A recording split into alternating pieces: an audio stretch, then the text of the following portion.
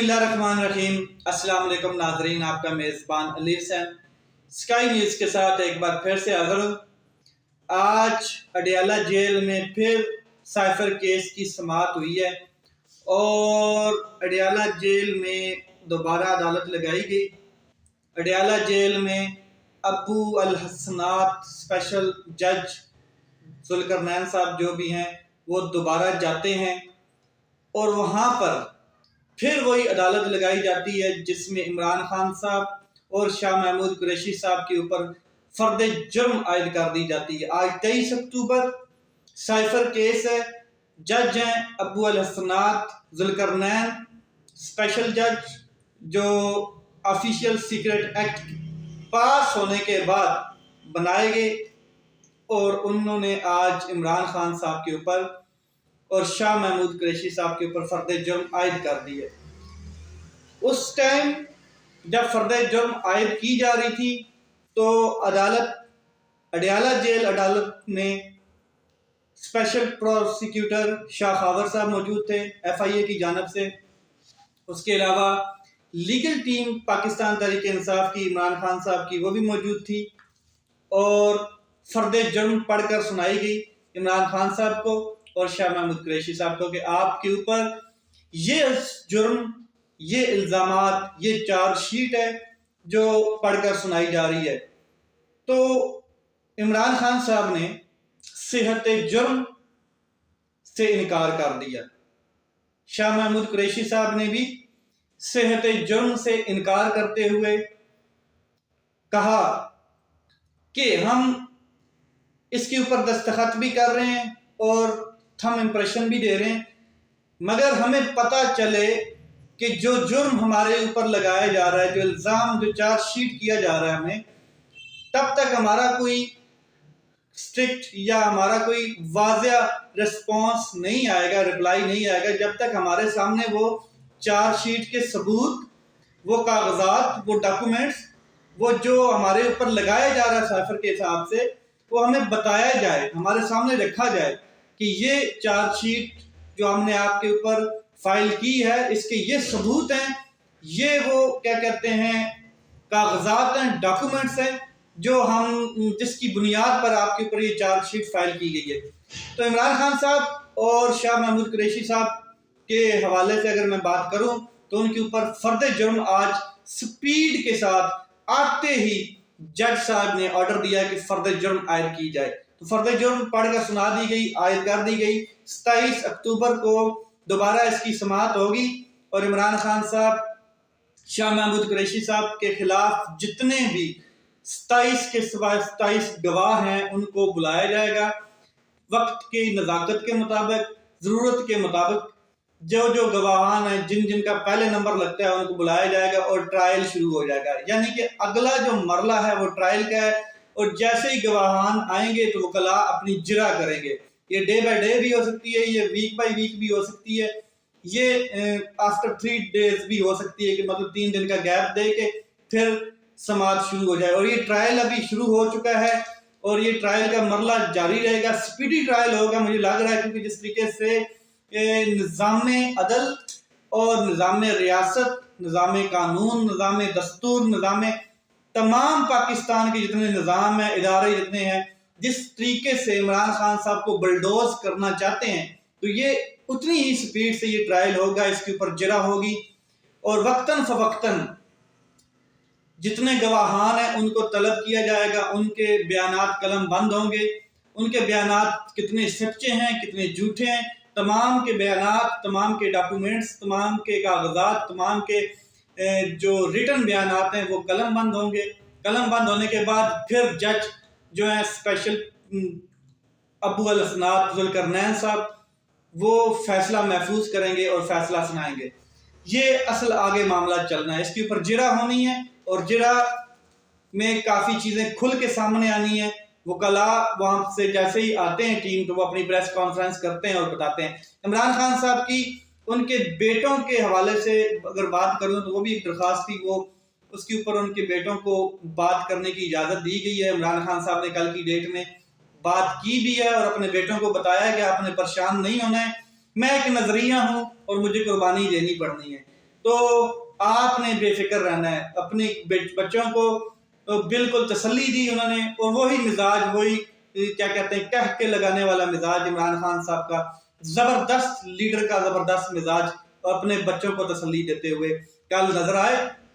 اس کے علاوہ یہ جو کیس ہے سائفر کا, اگر اعتزاز احسن صاحب کا بیان سنیں تو اعتزاز احسن صاحب کہتے ہیں یہ تو سرے سے بنتا ہی نہیں ہے, یہ واہیات قسم کی چیزیں ہو رہی ہیں جو تاریخ میں پہلی دفعہ دیکھنے کو مل رہی ہیں کہ قانون کس طریقے سے دوہرے معیار پیش کر رہا ہے اور عدالتیں کس طریقے سے ڈبل گیم کر رہی ہیں, کہ مطلب کہ یہ کیس سرے سے ہی نہیں بنتا. اور جو سائفر ہے اس میں کلیئر کٹ جو ایمبیسڈر ہے وہ ہمارے ایمبیسڈر کو دھمکی دے رہا ہے, آرڈر دے رہا ہے کہ عمران خان صاحب کو عہدے سے ہٹایا جائے, وزارت عظمیٰ سے ہٹایا جائے, اور اس میں لکھا ہوا ہے بالکل واضح. اور دوسرا وہ پیغام جو تھا وہ باجوہ صاحب کے لیے تھا, اور باجوہ صاحب نے پھر کیا کیا کہ آرام سے اس کو ایگزیکیوٹ کیا, پورے کے پورے پلان کو تمام چیزیں پرووائڈ کی گئیں.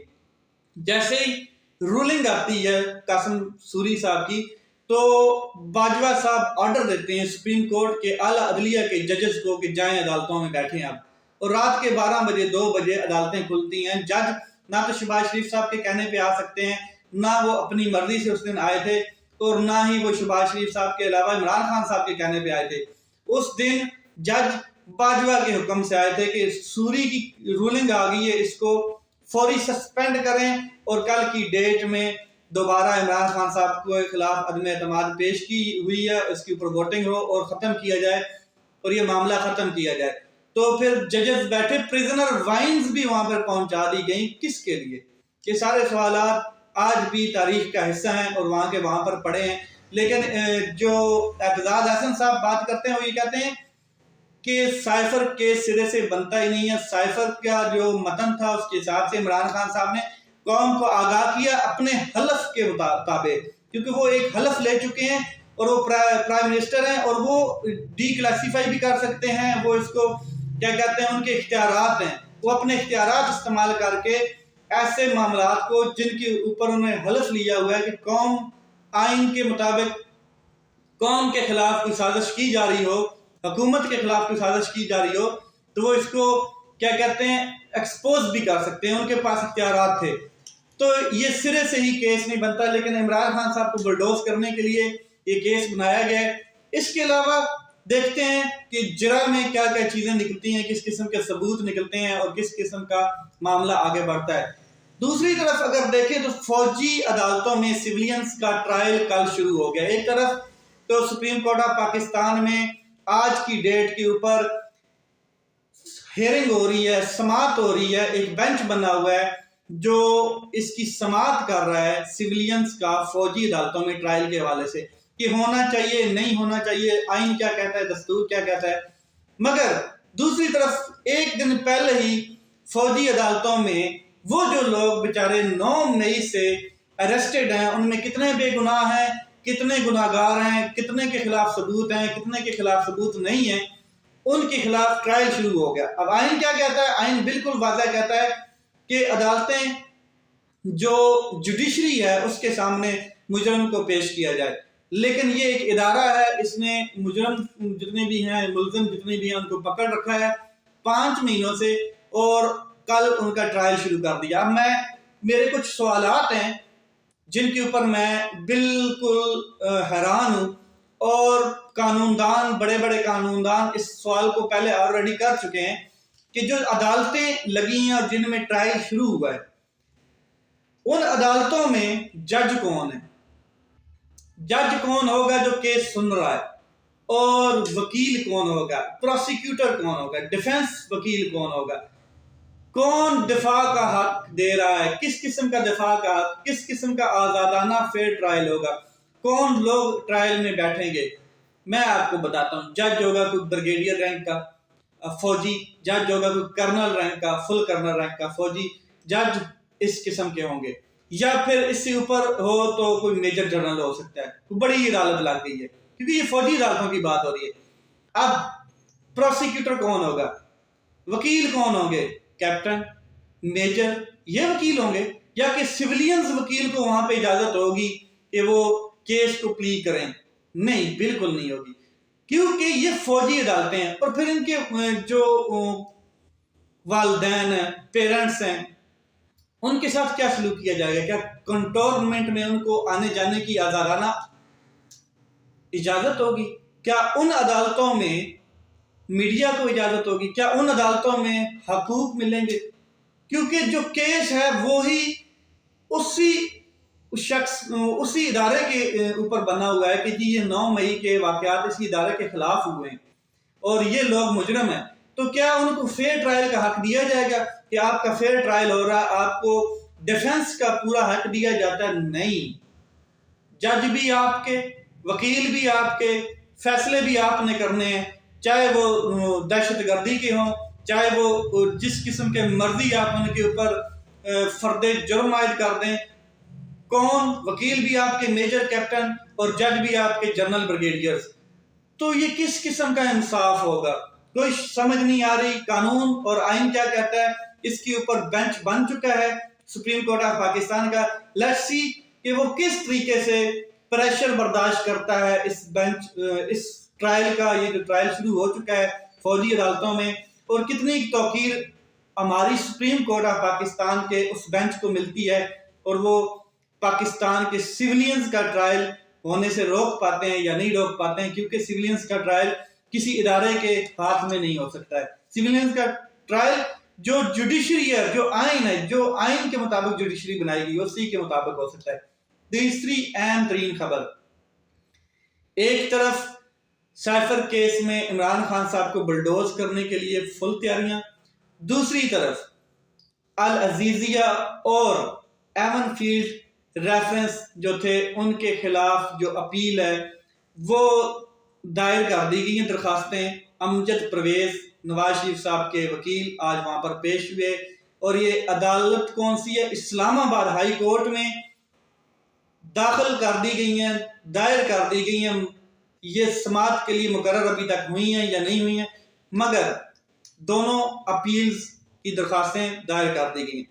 نواز شریف صاحب کو اب آپ نے دیکھنا ہے کتنی سپیڈ کے ساتھ، جتنی سپیڈ کے ساتھ عمران خان صاحب کو بلڈوز کرنے کے لیے عدالت لگ رہی، اتنی ہی سپیڈ کے ساتھ جیسے آپ نے پہلے دیکھا ہے 21 اکتوبر سے پہلے 7 منٹ میں جج بیٹھے، 5 منٹ میں فیصلہ ہوا، 3 منٹ میں آرڈر جاری کر دیا گیا، 2 اور پورے آدھے گھنٹے میں تمام کا تمام نواز شریف صاحب کو ریلیف مل گیا۔ اسی طرح اب نواز شریف صاحب کو ڈرائی کلیننگ کی جائے گی، مکمل گناہ صاف ہو جائیں گے، مکمل مقدمات ختم ہوں گے، اور یہ آپ دیکھے گی، یہ قوم دیکھے گی، یہ قوم انصاف کا قتل ہوتا ہوا دیکھ رہی ہے اور دوہرا معیار بھی دیکھ رہی ہے۔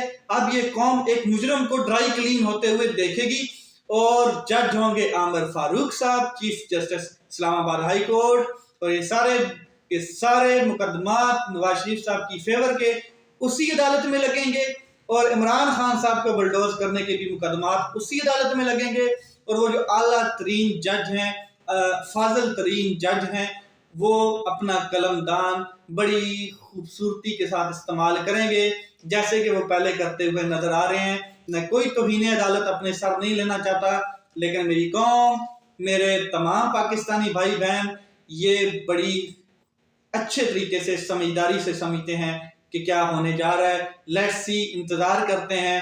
اور میرا اب بھی مشورہ ہے طاقتور لوگوں کو، میرا اب بھی مشورہ ہے خلائی مخلوق کو، نیوٹرلز کو، کہ جناب آپ ایک الیکشن میں 200-300 ارب روپیہ قوم کا کیوں ضائع کرنا چاہتے ہیں الیکشن کروا کے؟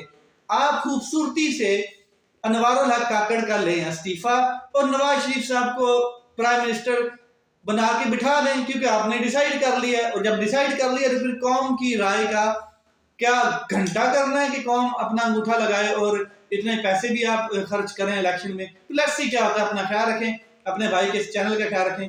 پاکستان زندہ باد۔